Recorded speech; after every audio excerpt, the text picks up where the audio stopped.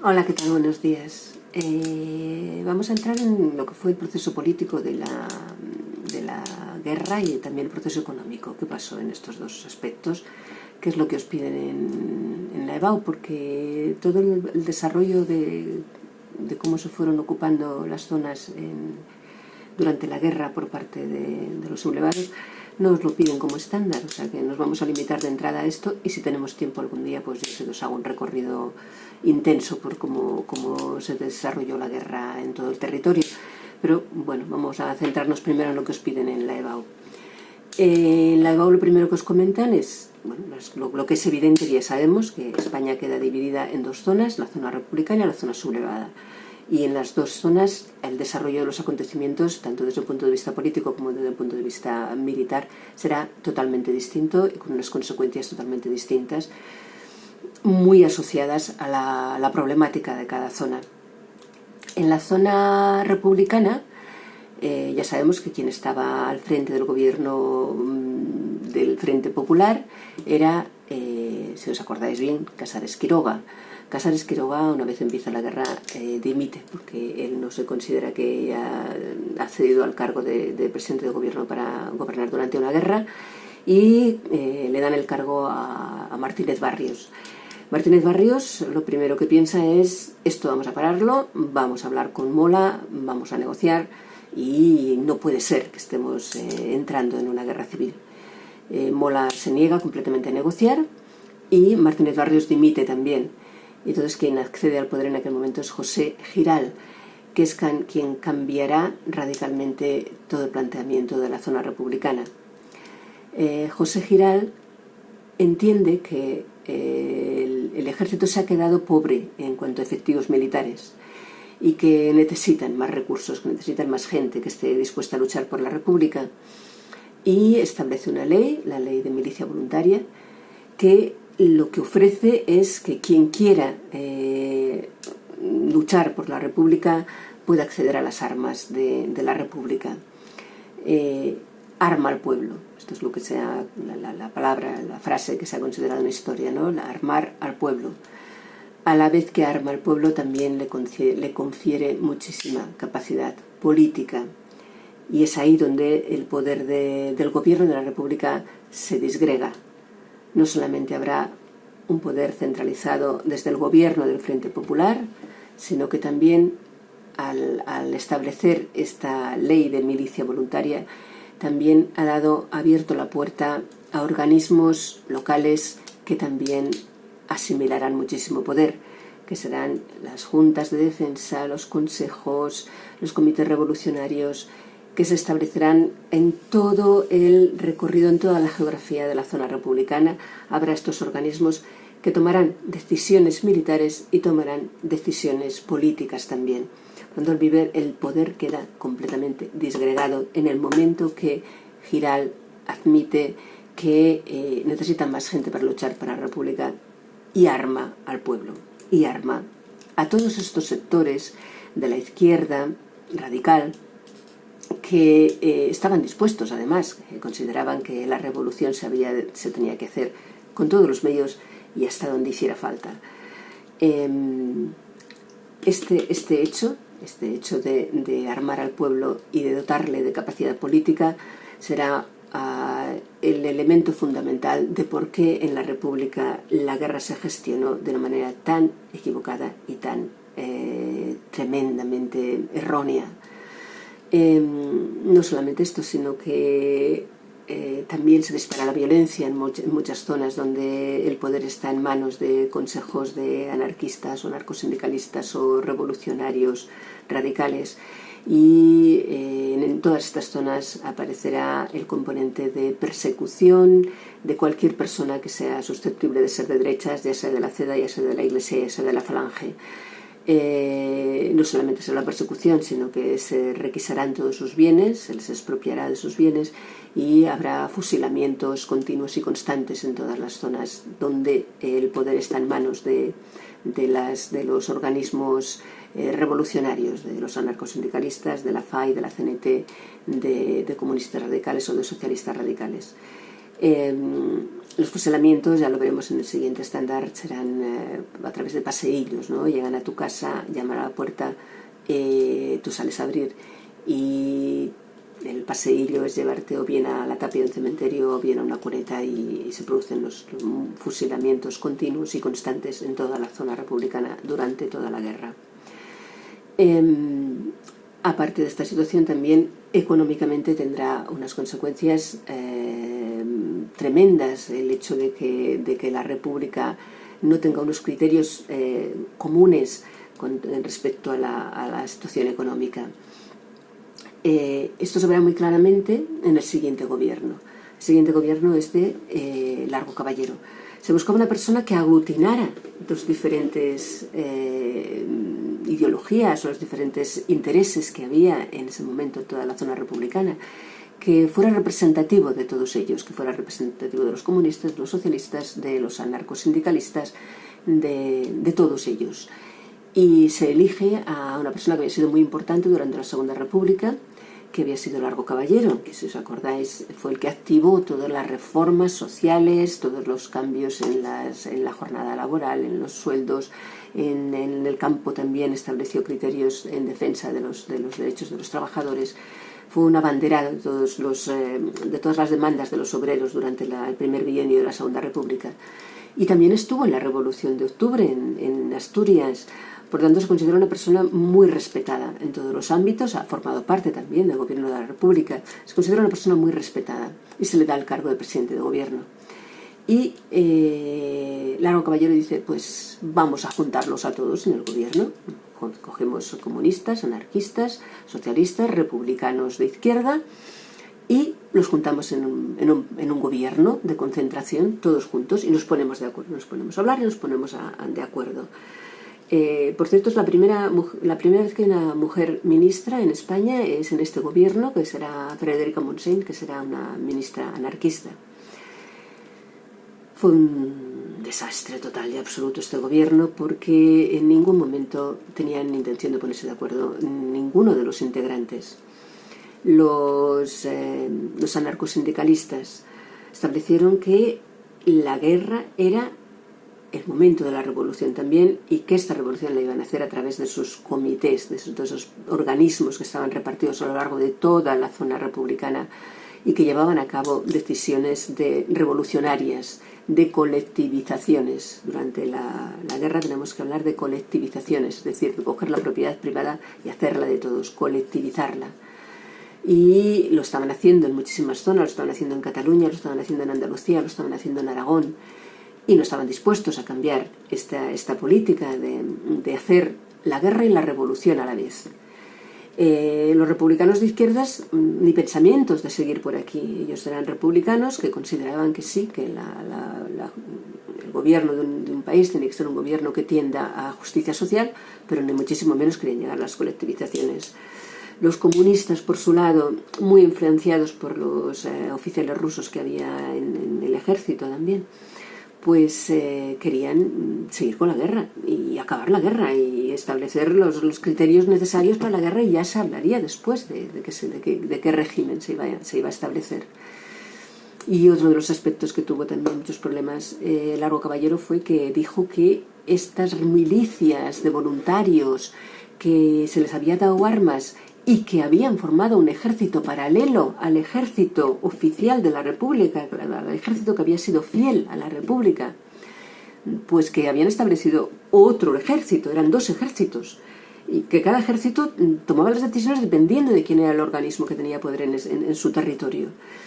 Largo Caballero quiso unir estos dos ejércitos, el ejército de los milicianos y el ejército regular, el ejército oficial, que era fiel a la República, los quiso unir en un solo ejército. Pues ahí también tuvo muchísimos problemas, porque los milicianos se resistían a integrarse dentro del ejército oficial, del ejército popular, que llamó Largo Caballero, y ellos querían actuar por su cuenta. Además, un último problema que tuvo Largo Caballero fue que en Cataluña hubo una batalla interna entre los republicanos de izquierdas que había en el gobierno y el POUM y los anarquistas. Una batalla directa, se habla de una pequeña guerra dentro de la guerra. Los mismos integrantes o parte de los integrantes del gobierno republicano en Cataluña se pelean en una batalla interna durante unos días en Cataluña. Aquello acabó con la credibilidad de Largo Caballero y ya definitivamente deja el cargo y se le da el cargo a Negrín. Negrín era comunista. Negrín entendía que resistir es vencer. Este era el lema de Negrín. Resistir es vencer. ¿Qué quería decir esto? Pues lo que quería decir Negrín con esta frase, que fue una mantra durante todo su gobierno, fue que él ya sabía, y se sabía, todo el mundo sabía, que la guerra en Europa era una cosa inminente, que iba a pasar, en cualquier momento iba a pasar. Y que si Franco se quedaba sin la ayuda de Alemania y de Italia, la República podría recuperar todo el territorio y volver a establecerse una república oficial en todo el territorio de España. Resistir es vencer. Este era su objetivo, su obsesión. Para ello estableció pues, los 13 puntos de Negrín para intentar negociar con Franco. Franco dijo que ni hablar, que no le interesaba para nada negociar. Y también en las decisiones políticas hubo muchísima influencia de los oficiales rusos, que tenían este criterio también, ¿no? Que lo que se tenía que hacer en ese momento era la guerra y que decidir sobre el sistema que se establecía sería después de la guerra. Esto en la zona republicana. Como veis, muchísimos cambios, muchísima disparidad de criterios, muchísimo caos en la organización, caos en las propias fuerzas militares, gobierno oficial, gobierno paralelo, y lo mismo también en la situación económica. Sabemos que en la zona republicana se quedó sobre todo dominio de la zona más avanzada, de la zona industrial, y la zona más agraria se quedó en manos de los sublevados. Fue un problema, esto fue un problema porque en muchas zonas donde estaban los organismos estos políticos, anarcosindicalistas, que se hicieron las colectivizaciones, pues el gobierno no tenía poder para establecer la redistribución de los alimentos en estas zonas, puesto que se habían colectivizado. Hubo muchos problemas de abastecimiento. Y la norma, sobre todo en Cataluña, en Aragón y en Andalucía, fue las colectivizaciones. En Cataluña se llega a hacer prácticamente un régimen revolucionario completo. Hasta los transportes se colectivizan y están pintados de rojo y negro de la CNT y de la FAI. Cosa que en muchas otras zonas, pues que también había dominio de republicanos de izquierda, pues se consideraba un error. La economía, igualmente que la estrategia militar, también fue nefasta en la zona republicana. En cuanto a la zona sublevada, ¿qué apreciamos? Pues también, igual que habíamos visto en la zona republicana, una persecución de todos lo que fueran republicanos. Eran órdenes militares, ya no eran órdenes de unos grupos específicos como era en la República, sino que eran órdenes oficiales y militares. Violencia extrema, hablaba Mola o Queipo de Llano, las arengas eran dirigidas a esto, a acabar con todos los republicanos. Y cuando entraban en una zona era la primera acción que habían de hacer. El episodio más duro que se registra en este sentido, además de otros de mucho menor calado, pero igualmente gravísimos, fue en Badajoz, donde cuando entran las tropas sublevadas reúnen, se supone, unas 4.000 personas, hablan los historiadores, las reúnen en la Plaza de Toros y se produce este fusilamiento masivo de estas 4.000 personas. Hasta el punto de que en Badajoz ha quedado una calle que es la calle de la sangre, que era por donde bajaba la sangre que salía de la Plaza de Toros donde se habían hecho los fusilamientos. Era una orden directa a acabar con todo el que hubiera estado cercano o próximo o simplemente que estuviera en una zona republicana. El poder se le da inmediatamente a los militares decidirán todas las cuestiones políticas también, además de las cuestiones militares, y se forma un primer gobierno de Cabanellas, que el gobierno este se llamará la Junta de Defensa Nacional, y que ya dirige la situación de la política directamente hacia una dictadura, porque suprime la Constitución, suprime los partidos, suprime los estatutos, suprime todas las reformas que habían hecho durante el bienio reformista. O sea que ya la dirección clara de la política en la zona sublevada ya se ve que trasciende todo lo que trasciende una democracia o un gobierno liberal.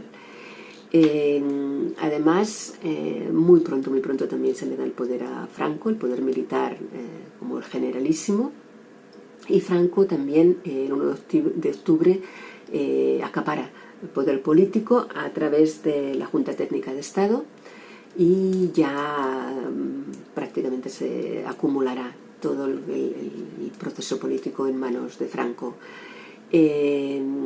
Una de las primeras cosas que hará también es acabar con las posibilidades de que haya una ideología que le pueda hacer sombra, y únicamente se legaliza un partido, únicamente se aprueba un partido que será la Falange Española Tradicionalista de las Jons. Agrupa diferentes intereses políticos que estaban próximos al fascismo, la Falange, los carlistas y las Jons, y con el tiempo inmediato se le dará mucha más preeminencia a la Falange. Franco será jefe de partido y jefe de gobierno, casi hasta que se murió, acumulará estos dos cargos.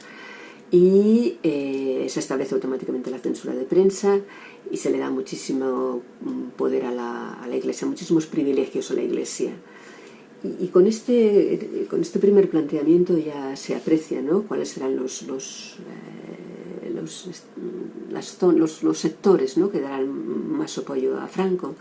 Por una parte el ejército, con él al frente; por otra parte la Falange, que será, pues digamos, su estructura ideológica a través de la Falange; y por otra parte la Iglesia. Serán los tres pilares del franquismo, ya se aprecian en estos primeros momentos.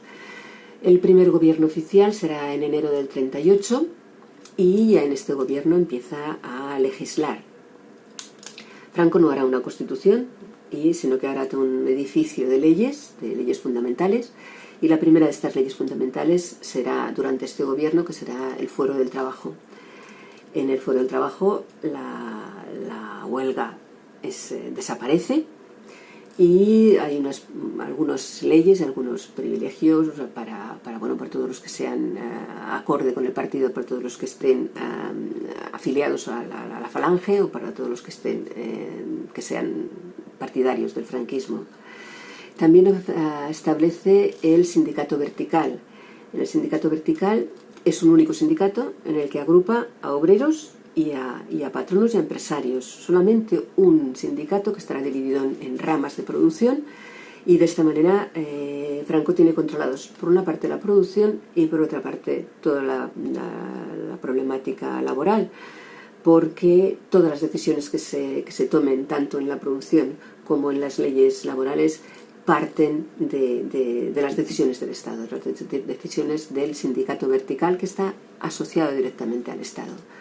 Bueno, pues como vemos, prácticamente todo el poder ya está concentrado en Franco, y la economía en la zona sublevada también fue mejor, al menos desde el punto de vista del abastecimiento, porque como que tenían todas las zonas rurales, por tanto la producción agrícola estaba en mayor parte en sus manos, pues supieron administrarla, y que en todas las zonas prácticamente no hubiera problemas de abastecimiento, cosa que en las ciudades, en las zonas republicanas, se llegó a pasar hambre ya durante la guerra. Vale, pues con esto hemos acabado todo lo que es la gestión política y la gestión económica de la guerra, y mañana hablamos de las consecuencias. ¿Vale? Venga, buenos días.